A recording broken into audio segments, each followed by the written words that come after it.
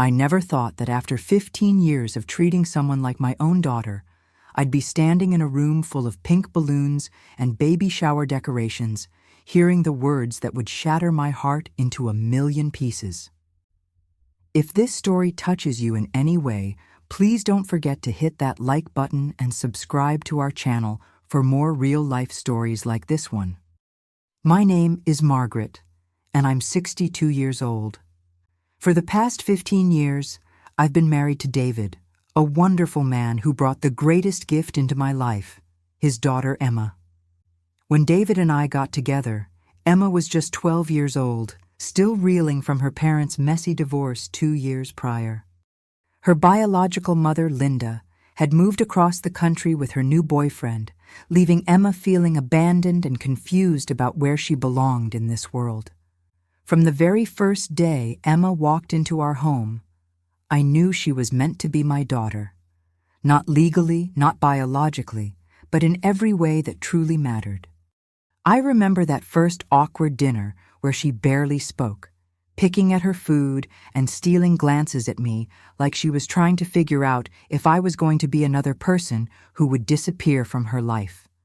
I made her favorite meal, spaghetti and meatballs, every Tuesday for months until she finally smiled and asked if I could teach her how to make them herself.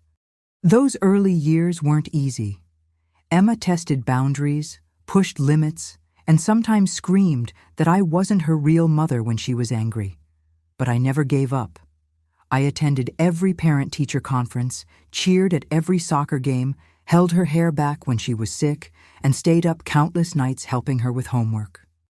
When she had her first heartbreak at 16, she cried in my arms for hours while I stroked her hair and told her she was worthy of love. When she graduated high school as valedictorian, I was the one crying tears of pride in the front row, holding David's hand as we watched our daughter achieve something incredible. I legally adopted Emma when she turned 18. It was her idea, actually. She came to me one evening with tears in her eyes and said, "Mom, I want your name to be on my birth certificate.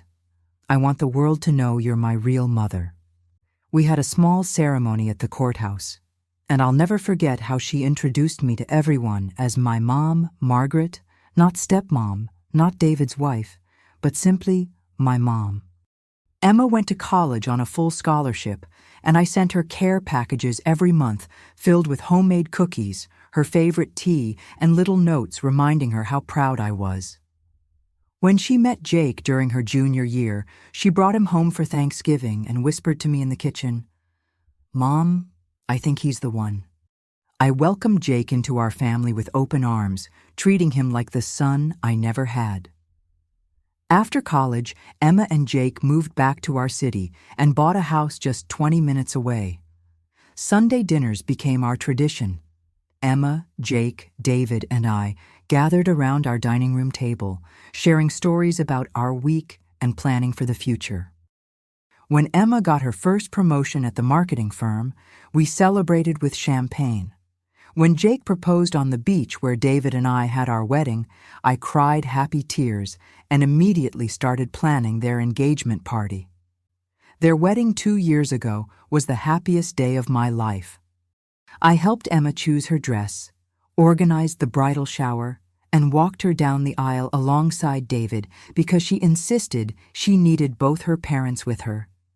In her wedding speech, she thanked me for showing her what unconditional love looks like and called me the mother who chose to love me when she didn't have to. There wasn't a dry eye in the house. When Emma and Jake started trying for a baby last year, I was their biggest cheerleader. I listened to Emma's concerns about fertility, drove her to doctor's appointments when Jake couldn't get off work, and held her when she had 2 early miscarriages that broke all our hearts. When she finally got pregnant and made it past the first trimester, we were all overjoyed. I immediately started knitting baby blankets and researching the best cribs and strollers. Emma asked me to help plan her baby shower 6 weeks before the due date. "Mom, you're so good at this stuff, and I want it to be perfect," she said, her hand resting on her growing belly. Will you take care of everything? Of course, I said yes. This was going to be my first grandchild, and I wanted to give Emma the most beautiful celebration possible. I threw myself into planning that baby shower with every ounce of love in my heart.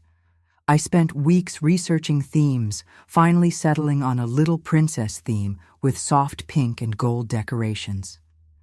I ordered custom invitations with Emma's baby photos and ultrasound pictures. I booked the community center at our church, the same place where we'd held Emma's graduation party and bridal shower. I spent 3 days hand-making centerpieces with pink roses and baby's breath, staying up until midnight to get every detail perfect. The menu took me another week to plan and prepare.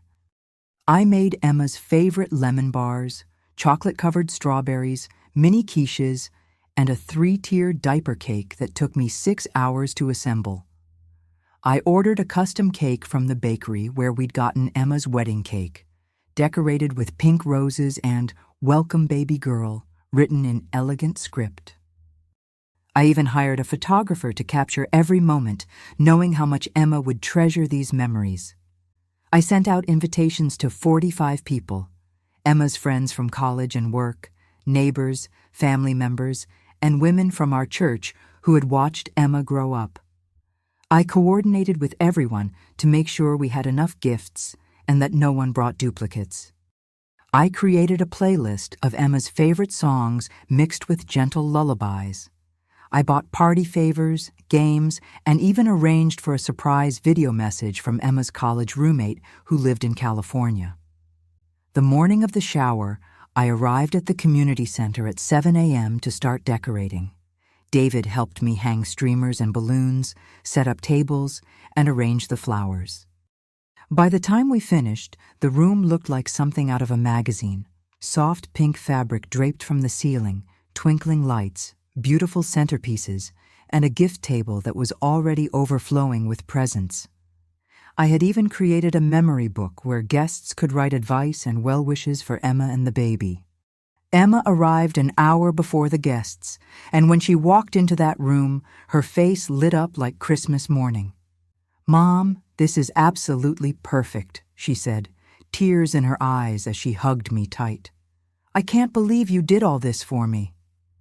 I felt so proud and happy in that moment, knowing I had created something beautiful for my daughter and my soon-to-be granddaughter. The guests started arriving, and everything was going wonderfully. Women were mingling, taking pictures, playing games, and celebrating Emma's pregnancy. I was in my element, making sure everyone had drinks, that the food was replenished, and that Emma was comfortable and happy. I took dozens of photos, wanting to capture every smile, every laugh, every moment of joy. About halfway through the party, Linda arrived. I hadn't seen Emma's biological mother in over 10 years. She had moved to California shortly after David and I got married and had minimal contact with Emma throughout her teenage years. She'd send a birthday card occasionally, maybe a Christmas gift, but she'd missed every important milestone: graduation, college acceptance, the wedding, everything that mattered. Emma had long since stopped expecting anything from Linda, and honestly, so had I. But there Linda was, walking into the baby shower like she belonged there, carrying an expensive-looking gift bag and wearing a designer outfit that probably cost more than I'd spent on the entire party. She made a beeline for Emma, gushing about how beautiful she looked and how excited she was to be a grandmother. I watched from across the room as Emma politely hugged her, but I could see the tension in my daughter's shoulders. I continued hosting, making sure the party ran smoothly, but I kept an eye on Linda. She was working the room, introducing herself to people as Emma's mother, and talking about how proud she was of her daughter. It stung a little, but I tried to brush it off. This was Emma's day, and I wasn't going to let old wounds ruin it. The gift-opening portion of the shower was beautiful. Emma received everything she needed for the baby: clothes, blankets, bottles, a high chair, a stroller, and so many adorable outfits. When she opened my gift, a handmade quilt that had taken me 3 months to complete, with each square representing a special memory from Emma's childhood. She started crying and said, "Mom, this is the most beautiful thing I've ever seen. Our little girl is going to treasure this forever." Linda's gift was last, an expensive baby monitor system and a card that read, "From Grandma Linda." Emma thanked her politely, but I could tell she was uncomfortable with the Grandma Linda designation. After all, I was the one who was going to be this baby's grandmother, the one who would babysit, attend recitals, and spoil her rotten. As the party was winding down and guests were starting to leave, I was in the kitchen area cleaning up when I overheard a conversation that made my blood run cold.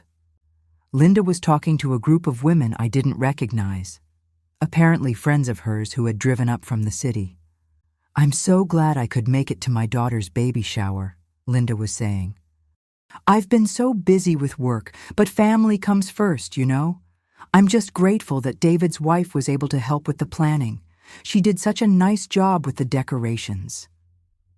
David's wife, not Emma's mother, not even Margaret, just David's wife. One of Linda's friends asked, "Oh, is that the woman in the pink dress who's been running around all day?" "Yes, that's Margaret," Linda replied. "She's been very helpful with Emma over the years. It's nice that Emma has had a stable female figure in her life, even if it's not the same as having your real mother around." I felt like I'd been slapped. 15 years of love, sacrifice, and devotion reduced to being helpful and a stable female figure. I wanted to march over there and set the record straight, but I didn't want to cause a scene at Emma's shower. But Linda wasn't done. "I mean, don't get me wrong," she continued. "I appreciate everything Margaret has done. But there's something special about the bond between a mother and daughter, you know? Biology matters. Emma and I have this connection that no one else can understand. I'm just sorry I wasn't able to be more present during her teenage years, but I'm here now, and that's what matters. I'm going to be such a hands-on grandmother." I had to step outside to get some air. My hands were shaking, and I felt like I might be sick. How dare she? How dare she waltz back into Emma's life after 15 years of absence and act like she was the real mother?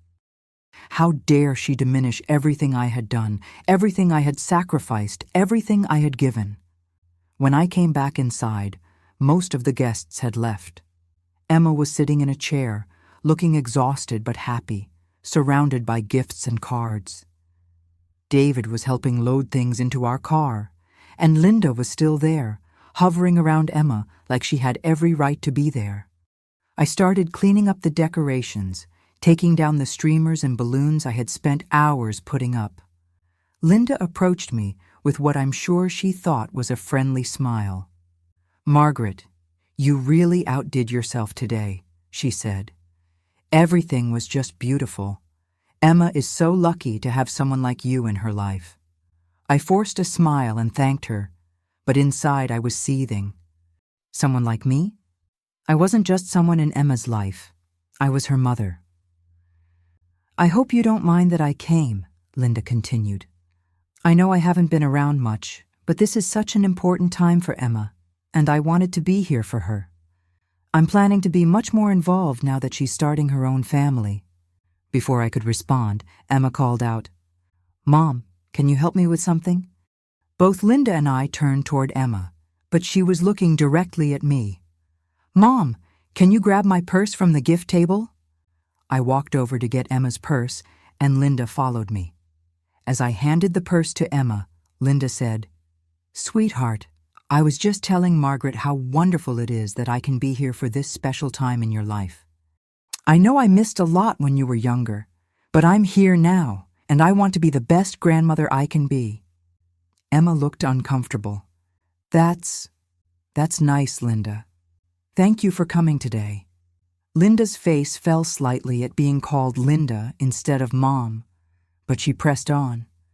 "I was thinking maybe we could have lunch this week, just the two of us." We have so much catching up to do, and I want to hear all about your pregnancy and your plans for the baby." "I'll have to check my schedule," Emma said diplomatically.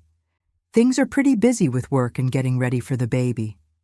Of course," Linda said quickly. "I understand. But I hope we can spend more time together. I want to make up for lost time."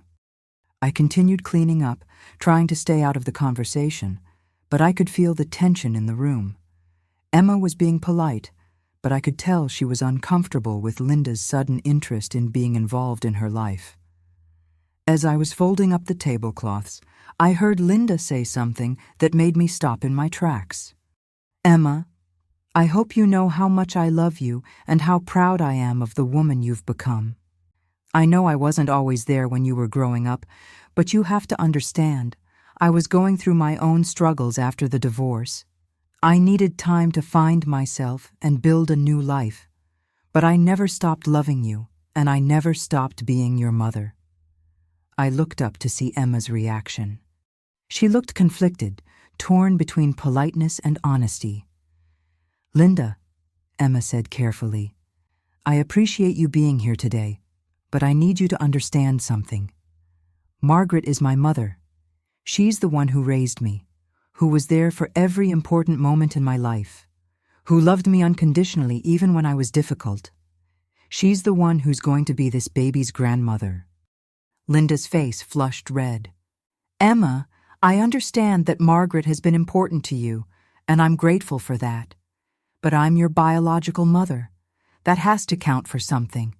We share DNA. We share a history that goes back to the day you were born." "DNA doesn't make you a mother," Emma said firmly. "Love does. Showing up does. Being there when it matters does. Margaret earned the title of Mom every single day for 15 years. I felt tears welling up in my eyes. My daughter, my beautiful, strong daughter, was standing up for me, for us, for the relationship we had built together. But Linda wasn't giving up. "Emma, please don't let your anger about the past cloud your judgment.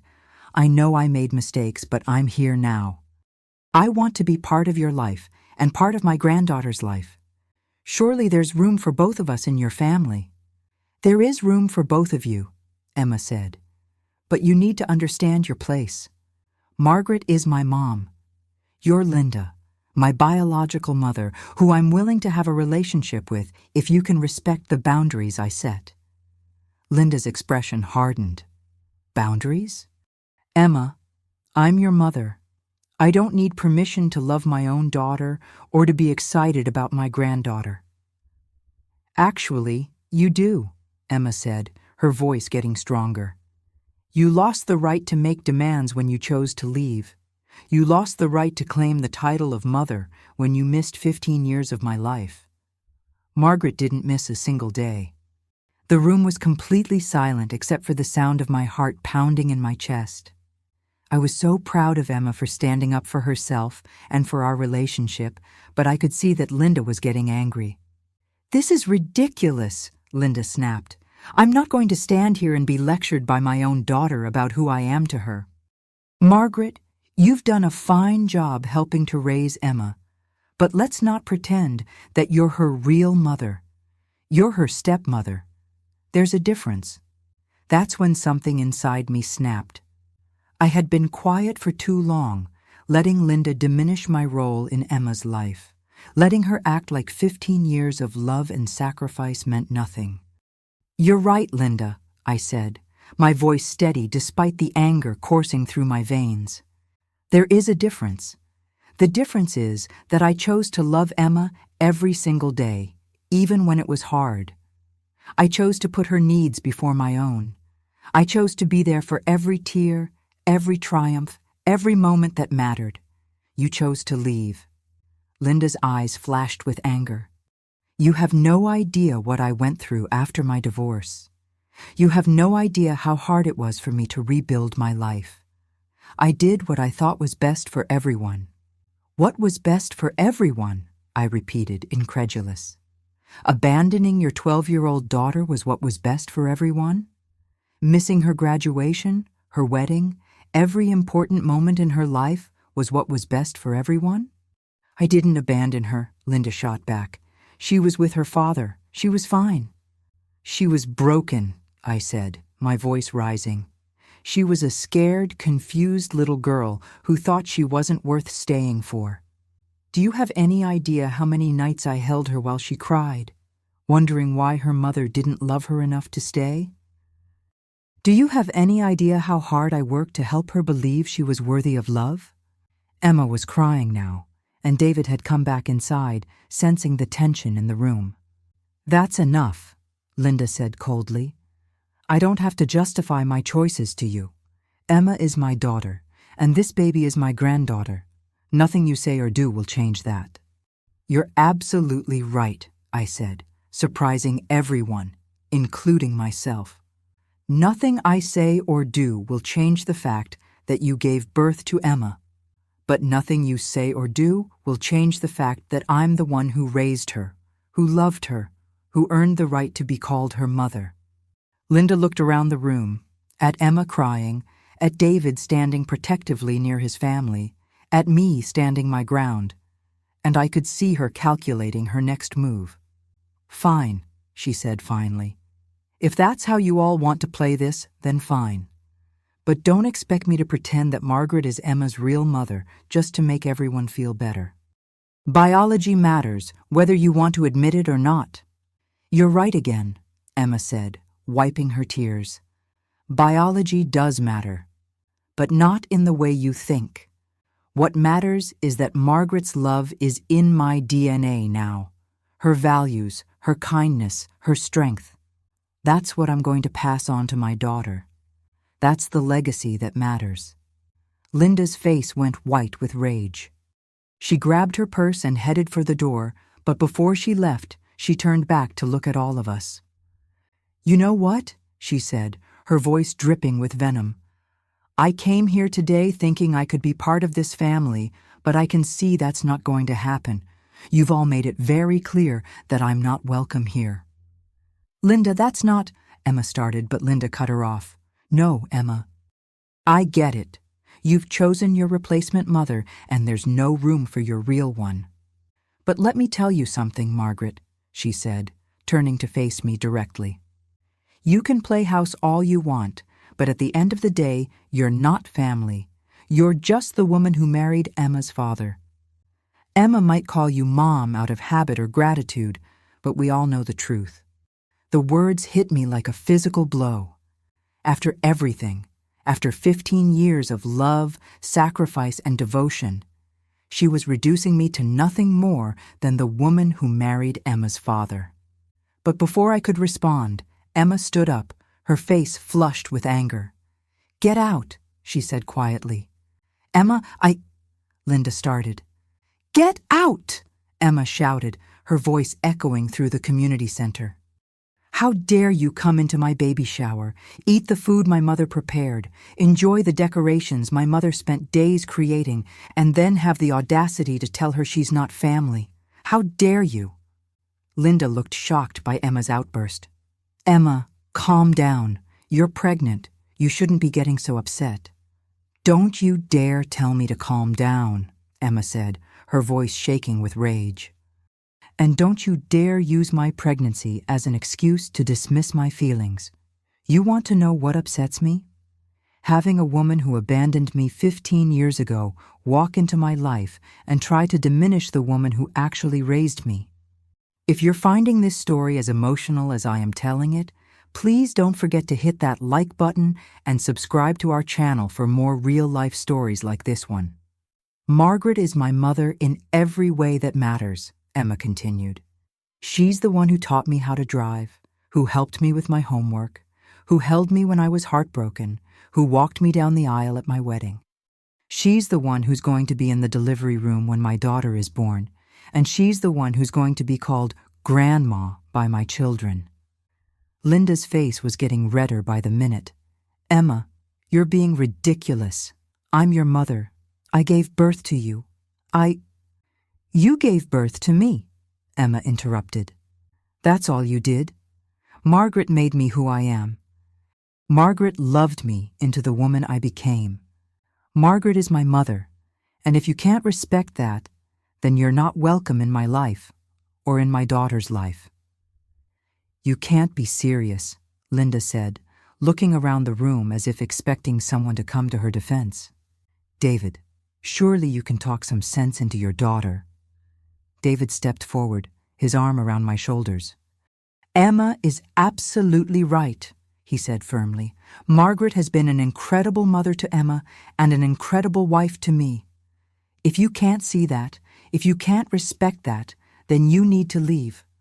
Linda looked at all of us, Emma standing protectively near me, David with his arm around me, and me standing my ground despite the tears streaming down my face. "This is unbelievable," she said. "I'm being kicked out of my own daughter's baby shower by people who aren't even her real family." "We are her real family," I said, finding my voice again. "Real family isn't about DNA. It's about showing up. It's about love, sacrifice, and commitment. It's about being there for the good times and the bad times. It's about earning your place in someone's life every single day." "You think you know what real family is?" Linda said, her voice getting louder. "You think 15 years of playing house makes you Emma's mother? You're delusional.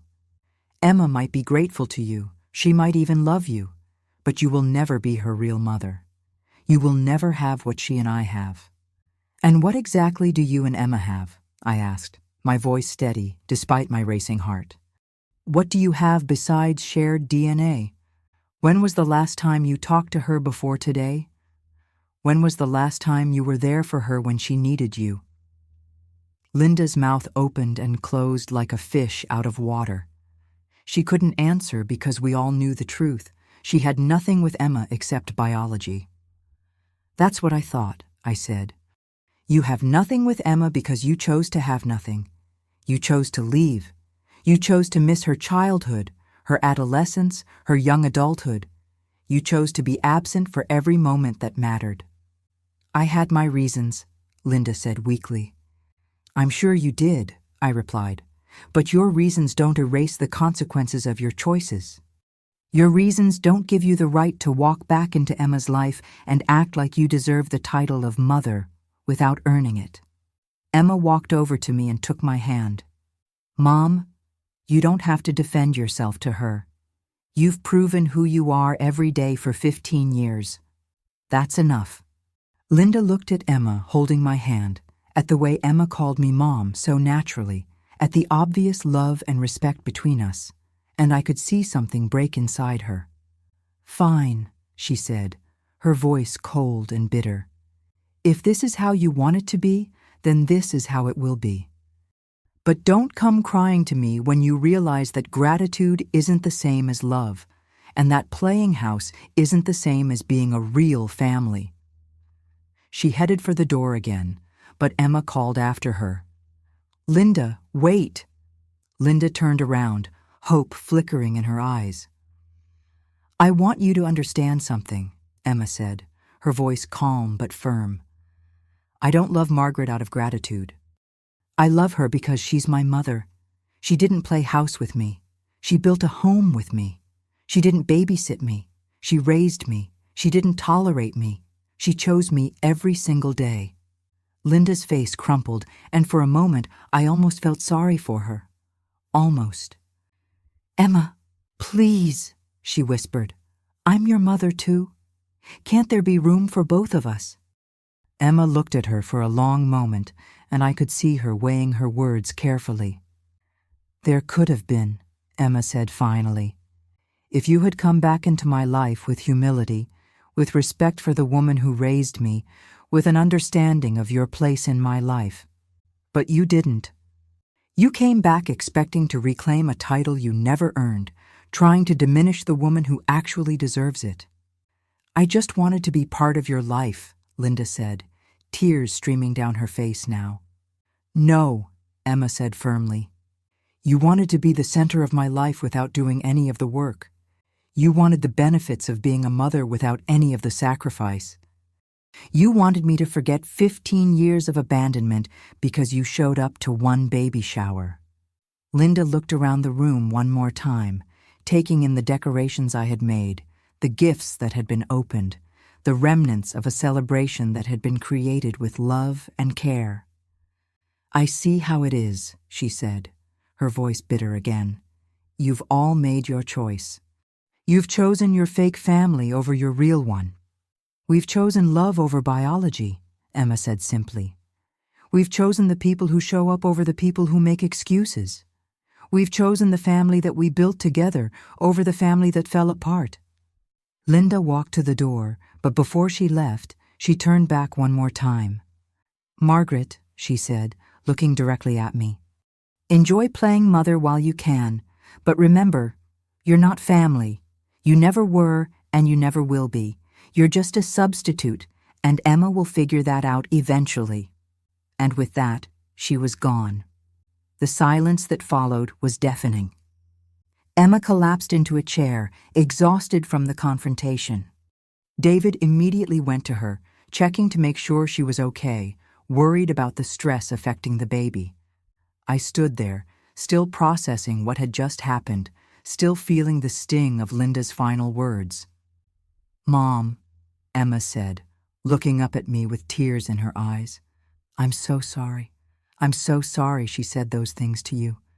I walked over to Emma and knelt down beside her chair, taking her hands in mine. "Sweetheart, you have nothing to apologize for," I said. "You stood up for me, for us, for our family. I'm so proud of you."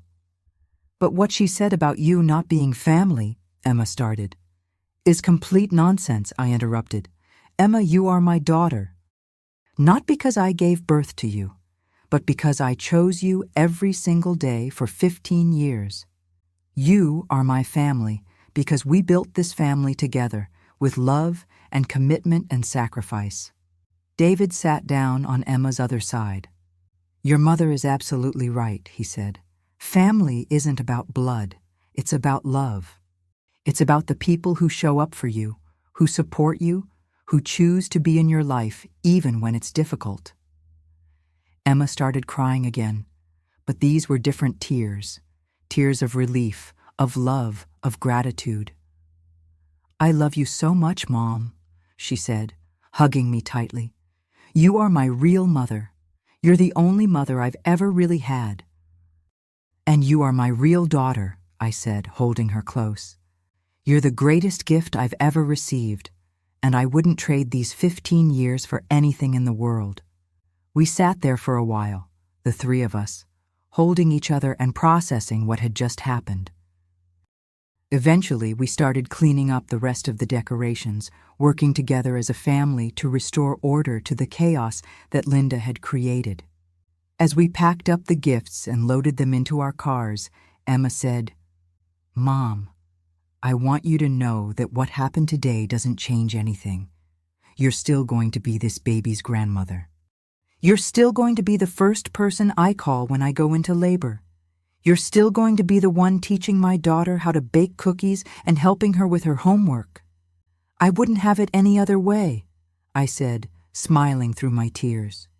"And if Linda thinks she can waltz back into our lives and claim a place she never earned, she's got another thing coming," Emma added fiercely. "This baby is going to know who her real grandmother is, the woman who loved her mother unconditionally and who will love her the same way." Over the next few weeks, Linda tried several times to contact Emma.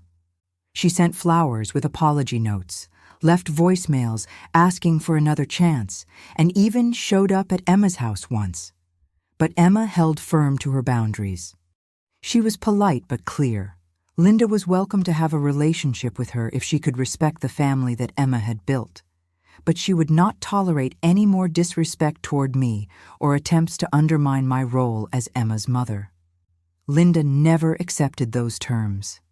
She continued to send occasional messages claiming that Emma was being manipulated, that I was poisoning her against her real mother, that biology would eventually win out over fake relationships.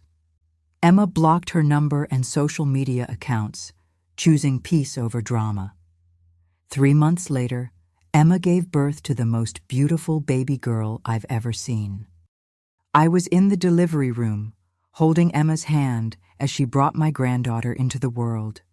When the doctor placed that tiny, perfect baby in Emma's arms, Emma looked up at me with tears streaming down her face and said, "Mom, meet your granddaughter, Margaret Rose, named after the woman who taught me what it means to be a mother." I cried so hard that David had to hold me up. This little girl, this precious baby, was named after me. Not after Linda, not after some distant relative, but after me, the woman who had earned the right to be called Grandma. As I held little Margaret Rose for the first time, feeling her tiny fingers wrap around mine, I thought about Linda's words at the baby shower. "You're not family," she had said. "You never were, and you never will be." But looking at this beautiful baby girl who carried my name, who would grow up knowing me as her grandmother, who would be loved and cherished by the family we had built together, I knew Linda was wrong. I knew that family isn't about DNA or biology or who gave birth to whom. Family is about love. Family is about showing up. Family is about choosing each other every single day, through good times and bad times, through arguments and celebrations, through ordinary moments and extraordinary ones. Emma is my daughter because I chose to love her when she was a scared 12-year-old who needed a mother. She chose me back, day by day, year by year, until we became something beautiful and unbreakable. David is my husband because we chose to build a life together, to blend our families, to create something new and wonderful. And little Margaret Rose is my granddaughter because she was born into this family that we created with intention and love and commitment. She will grow up knowing that family isn't about who you share DNA with. It's about who you share your life with. Linda was wrong about everything. I am family. I always was, and I always will be. Not because of biology, but because of something much more powerful, love that chooses to stay, love that shows up, love that endures. 6 months after Margaret Rose was born, Emma and I were sitting in my living room, watching the baby play on her blanket, the same quilt I had made for Emma's baby shower, the one that had taken me 3 months to complete. Emma looked at me and said, "Mom, I need to tell you something." "What is it, sweetheart?" I asked. "Linda reached out to me again last week," Emma said. She sent a long email apologizing for what happened at the baby shower and asking if she could meet Margaret Rose. My heart sank. I had hoped that Linda had finally given up, that she had accepted Emma's boundaries and moved on with her life. "What did you tell her?" I asked, trying to keep my voice neutral. "I told her the truth," Emma said. "I told her that she's welcome to have a relationship with me and with Margaret Rose, but only if she can respect the family we've built. Only if she can acknowledge that you are my mother and Margaret Rose's grandmother. Only if she can accept her place in our lives without trying to diminish yours." "And what did she say?" Emma sighed. "She said she couldn't do that. She said she would never accept you as my real mother, and she would never pretend that you have the same relationship with Margaret Rose that she does as the real grandmother." I felt a familiar ache in my chest, the same pain I had felt at the baby shower when Linda had dismissed 15 years of love and sacrifice. "I'm sorry, Mom," Emma said, reaching over to squeeze my hand. "I know this is hard for you." "It is hard," I admitted. "Not because I need Linda's validation, but because I hate that her stubbornness is keeping her from having a relationship with you and Margaret Rose. I hate that she's choosing her pride over her family. That's her choice to make," Emma said firmly. "I've given her multiple opportunities to be part of our lives, but I won't sacrifice my real family for someone who refuses to respect us."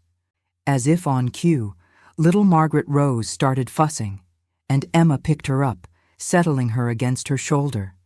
The baby immediately calmed down, content in her mother's arms. "You know what the ironic thing is?" Emma said, gently rocking Margaret Rose.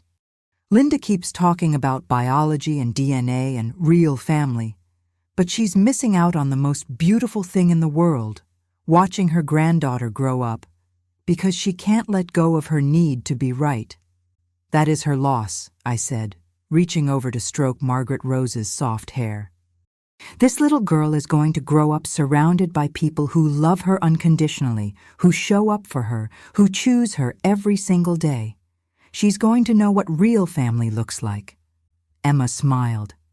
She's going to have the best grandmother in the world, she said, the same one I had. As I sit here now, writing this story, Margaret Rose is 2 years old and the light of my life.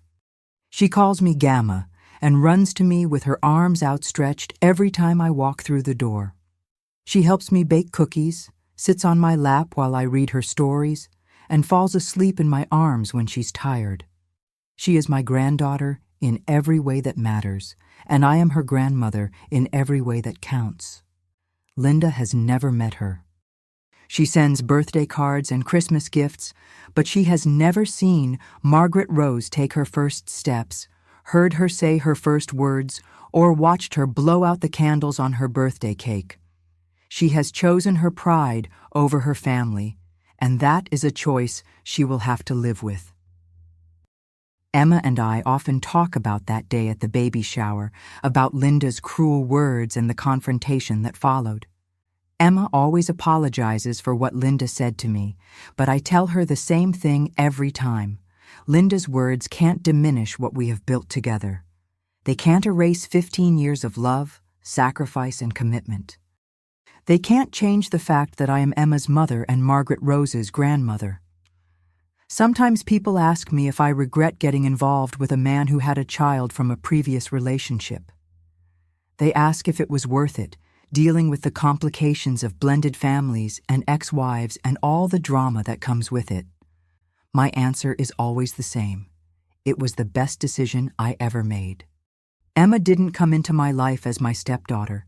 She came into my life as a gift, as an opportunity to love and be loved in return. She taught me that motherhood isn't about giving birth. It's about showing up every day, choosing love over convenience, and building something beautiful together.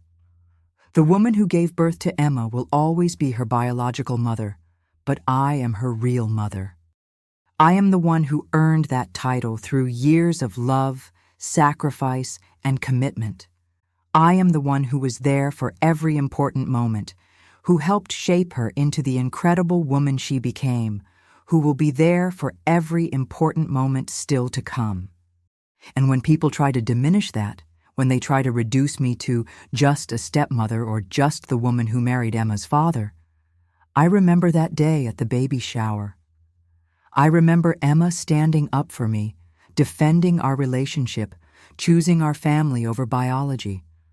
I remember her naming her daughter after me, calling me the woman who taught her what it means to be a mother.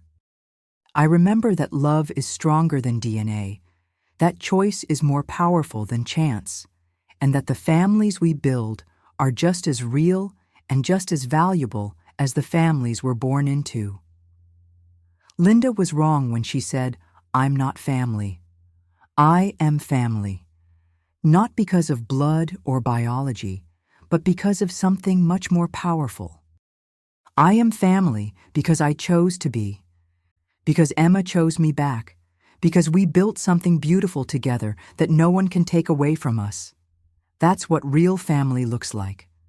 That's what real love looks like. And that's a truth that no amount of bitterness or resentment can change. If this story has touched your heart, if it's reminded you of the power of chosen family and unconditional love, please take a moment to like this video and subscribe to our channel. Share your own stories in the comments below. I'd love to hear about the people in your life who chose to love you, who showed up for you, who became your real family regardless of biology. Remember, family isn't about who you share DNA with. It's about who you share your life with, who you choose to love, and who chooses to love you back. Thank you for listening to my story, and remember, you are worthy of love, you are worthy of family, And you deserve people in your life who see your value and choose you every single day.